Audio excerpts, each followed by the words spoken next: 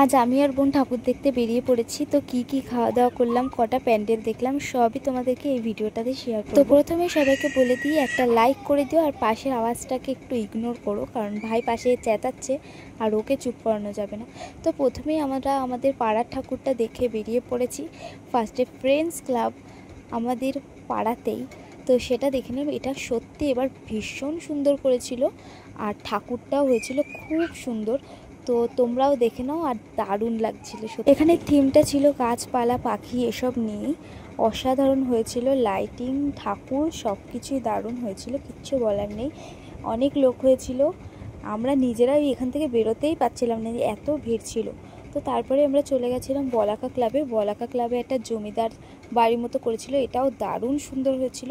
তো তারপরে বুনু বলল যে একটু স্প্রিং পটেটো খাবে, তো তাই আমরা দাঁড়িয়ে পড়লাম দোকানে। আর আমরা যা খেয়েছি দুজন মিলে ভাগ করে খেয়েছি, মানে ওর হাফ টাকা আমার হাফ টাকা এরকমভাবে খেয়েছি। যাই হোক, তারপরে আমরা চলে গেছিলাম জাগরণীতে। আমার তো সবই প্যান্ডেল ভাল লাগছিলো। যাই হোক, তারপরে ওখান থেকে বেরোইয়ে আমরা খাওয়া শুরু করে দিচ্ছি, মানে খাওয়া থামানো যাবে না। তারপরে আমরা একটা খেয়েছিলাম কি ললিপপ মতো, চিকেন ললিপপ। তো তারপরে আমরা এখানে অরুণ আইসক্রিমও খাওয়া শুরু করে দিয়েছি। মানে ঠাকুর দেখবো কি না দেখবো, খাওয়াটা আগে, ঠিক আছে, খেতে হবে। আর প্রচুর খেয়েছি আজকে, সত্যি বলতে খুব মজা হয়েছে খেতে। তারপরে সেখান থেকে বেরিয়েই আমরা চলে এসেছিলাম মঞ্জিনিসে। সেখানে এসে আমরা একটা পিৎজা আর একটা ডোনাট নিয়েছিলাম। পিৎজাটা তো খুবই সুন্দর ছিল, চিজ টিজ দেওয়া, কিন্তু ডোনাটটা সত্যি বলতে আমার একদমই পছন্দ হয়নি, কারণ একটা পাউরুটির উপরে চকলেট দিয়ে এইসব মানে বানিয়েছে। যাই হোক, আমার টাকাটাই নষ্ট হলো এইসব খেয়ে।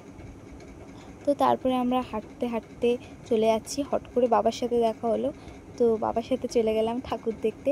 আর এটা হচ্ছে বয়েজ ক্লাব, আমাদেরকে আমি বলে দিচ্ছি মানে কোন ক্লাবের কোনটা হয়েছিল।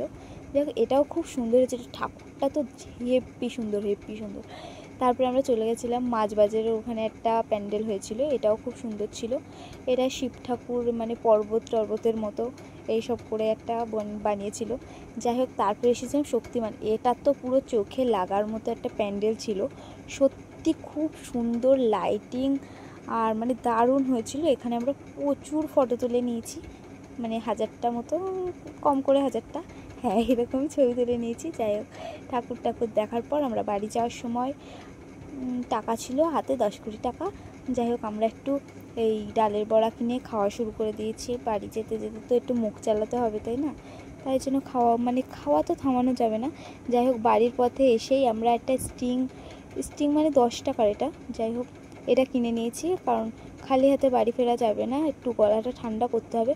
আর যেই দেখেছি এখানে পাখা চলছে, একদম বসে পড়েছে হাওয়াতের মতো। আর বাড়ি এসে ফ্রাইড রাইস খেয়ে নিলাম। বাই।